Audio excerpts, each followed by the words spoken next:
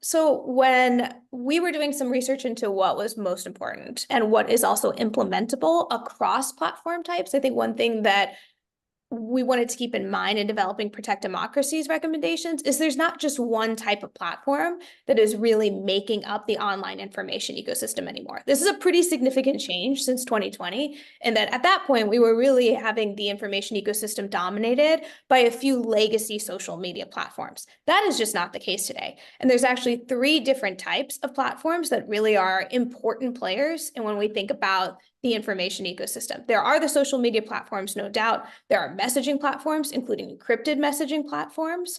And then there's obviously the advent of generative AI platforms. And so one of the things that we tried to keep in mind in developing our recommendations is thinking through what could platforms consistently do across the board, and also acknowledging that each of these categories, there's a huge range within each of the categories themselves, but their design varies dramatically. And so what can be done across all three? And one strategy that kept coming up and that we have seen is effective in the past is amplifying authoritative election information. And I think that we are inevitably, right, no matter what guardrails any of these platforms put in place, we are going to see election-related disinformation and just threatening content this year.